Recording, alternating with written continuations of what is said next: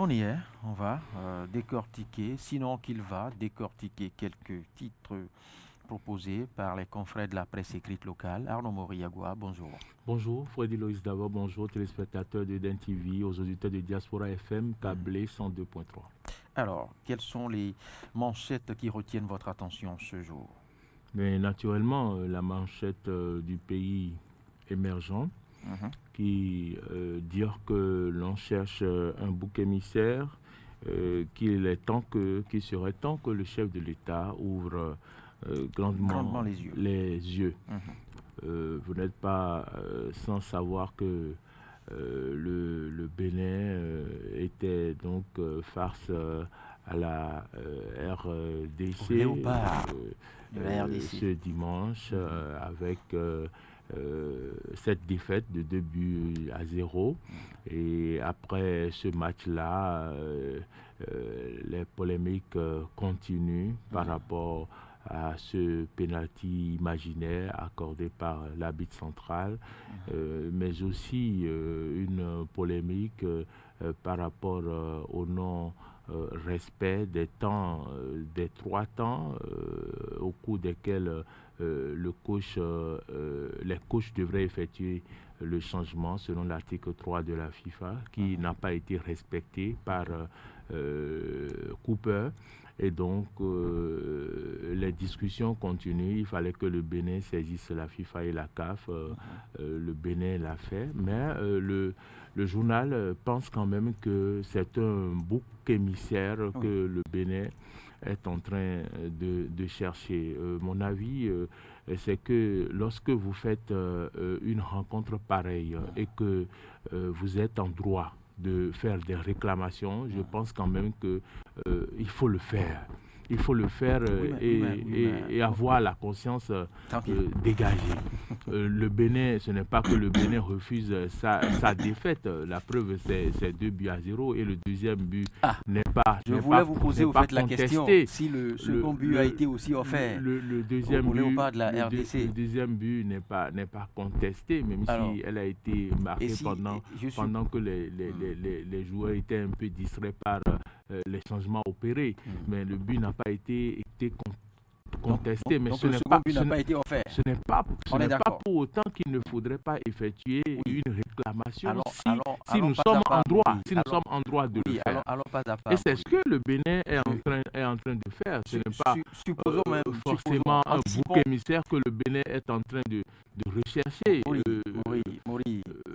C'est une défaite cuisante de laquelle nous devons tirer des leçons pour reconstruire notre équipe nationale. Je vous écoute. Nourrissons la supputation. On suppose que les instances fêtières du foot sur le continent accèdent à notre requête et annulent le pénalty. Le second but serait-il aussi annulé? Non, en fait, mon problème ne se situe même pas au niveau du pénalty. Et c'est au niveau du non-respect des temps forts pendant lesquels il fallait effectuer les changements.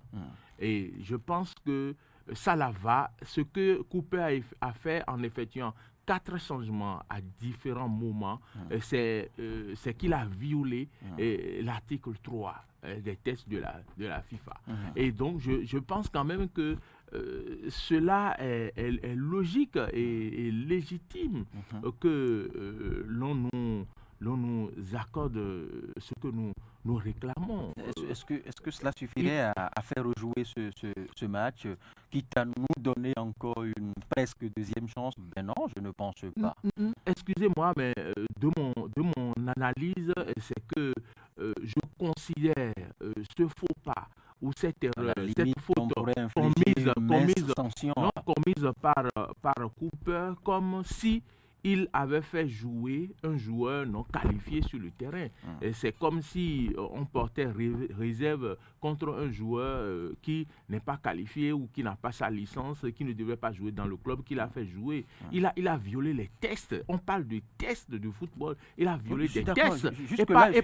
Et par conséquent, quand on viole les tests, le règlement, on doit exiger que le règlement soit appliqué. Donc moi, je ne trouve pas du mal à ce que ce match ne soit rejoué quand on viole les tests.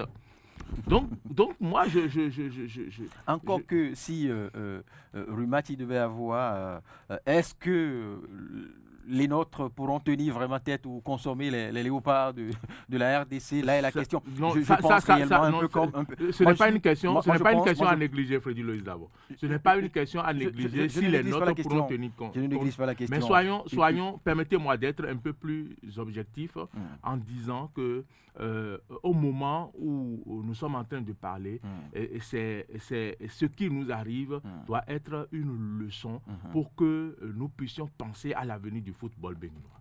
Et penser à l'avenir du football béninois, c'est aussi former les jeunes depuis la base. Et c'est encourager la création des écoles de foot. Il y a un nombre d'enfants qui ont du talent dans notre pays et dont les parents qui ont envie de faire du foot et les parents ne savent véritablement dans quelle école il faut les inscrire. Il faut que le gouvernement pense également à restructurer ce secteur-là. Les réformes ont commencé. Les réformes ont commencé. C'est ce que disait le matinal hier. Le matinal appelait déjà à une reconstruction. Voilà. Il faut que le gouvernement réfléchisse sérieusement comme ils savent le faire. C'est ce qui me fait... à revoir les différents secteurs, revoir également le secteur du football, voir comment créer les écoles de foot. Vous convenez avec moi pourquoi j'adopte la logique de bouc émissaire du pays émergent? Bouc émissaire, moi je ne suis pas contre le bouc émissaire, mais je suis allé expliquer que ça peut ne pas l'être. Ce n'est pas que le Bénin reste accroché à ce qu'il réclame, mais quand même, ce n'est pas forcément un bouc émissaire. Certaines personnes peuvent voir le bouc émissaire, mais ça peut ne pas l'être. Mais je comprends un pays émergent qui voudrait nous inviter les uns et les autres à repenser le football et non à s'accrocher à ce que c'est très important. Nous réclamons. Il faut reconstruire le foot. C'est très important. Il faut reconstruire le football béninois. Il faut aller déterrer davantage des talents. Il faut mettre à la touche les joueurs qui fatigués, les vétérans, qui ont donné une chance aux jeunes et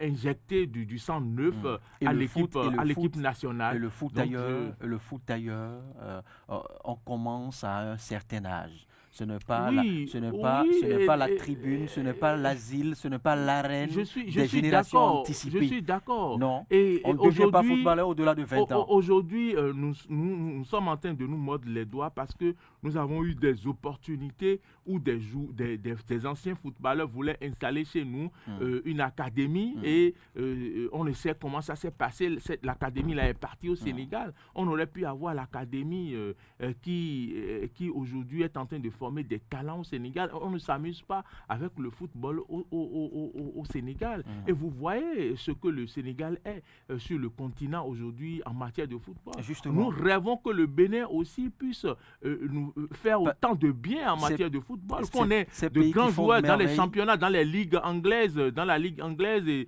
dans d'autres ligues européennes. Mais quand on prend le Nigeria aujourd'hui, on voit quelle flopée de joueurs ils ont dans ces championnats-là. Partout dans le Arnaud monde. Moriagua, il peut avoir quelques rares exceptions, mais le foot s'apprend à l'école, comme toute discipline normale. Nous l'avons dit, et on ne peut pas faire la magie. Il faudrait qu'on crée ces écoles-là, au lieu de laisser le terrain à des improvisations où des individus créent des écoles très chères quand même et qui ne répondent vraiment pas à ce que ça doit être. Donc je pense quand même qu'il va falloir que le gouvernement se penche sur la question. Justement, et mettre de côté les boucs émissaires et les arguments fallacieux qui tendent à distraire encore l'opinion publique. C'est votre point de vue. C'est mon point de vue. Je pense qu'il faut faire Nous sérieux. Il faut faire sérieux. respectons votre point de vue. C'est vrai que ça arrange plus d'un. Je l'ai dit hier, ça arrange plus d'un. Quand bien même on continue de faire les scores minables, les prestations peu reluisantes, eh bien, ça arrange certains parce que les vols sont attribués aux copains et copines. On en remplit les salles d'hôtel et autres. Voilà, au détour, au regard de ces avantages, certains voudraient quand même que, quel que soit le score, les écureuils continuent quand même l'aventure. C'est une autre question. Heureusement que vous n'êtes pas à l'image de ces responsables d'organes qui prennent les billets d'avion pour voyager à la place des journalistes sportifs. Oui, donc, qui subitement, à la veille d'un match, deviennent des journalistes sportifs. Et au lendemain, rejoignent encore et qui vont se promener dans d'autres pays pendant que notre équipe a un match, au lieu de donner le billet à un journaliste sportif, un vrai journaliste sportif pour aller faire le travail. Ça, c'est le cas des journalistes que vous évoquez. Il y a le cas des intrus qui n'ont rien à foutre en sport. C'est parce qu'ils ont des copains dans le milieu sportif qui peuvent donc leur octroyer des places. Qui y vont en guise de tourisme pour connaître d'autres pays, voilà, et accompagnés de qui vous savez, bien évidemment. Si vous avez l'opportunité, vous n'allez pas refuser de vous faire plaisir. Si on vous offre l'opportunité. On va pas bouder ce plaisir. Non, vous n'allez pas bouder ce plaisir. Donc, encore que ce n'est pas Pedro qui dira le contraire. Si on lui offre un billet d'avion, c'est tout frais à la charge de l'État. C'est tout frais. C'est tout frais. Voilà. Merci Anomori Agua. On apprécie quel titre. Non, je pense quand même que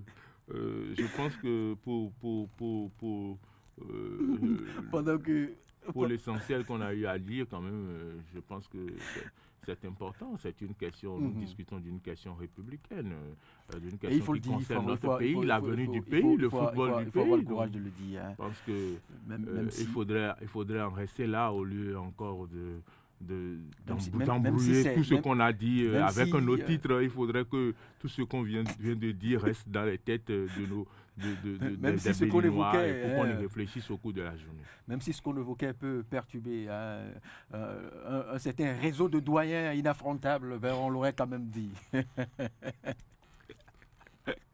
Ils ne diront pas que c'est vous qui l'avez dit, puisque ça se dit déjà sur les réseaux sociaux, dans les groupes de journalistes. Donc, je pense que vous n'êtes pas le premier à le dire. N'est-ce pas? Oui. On l'aura quand même dit. Merci, Maurice.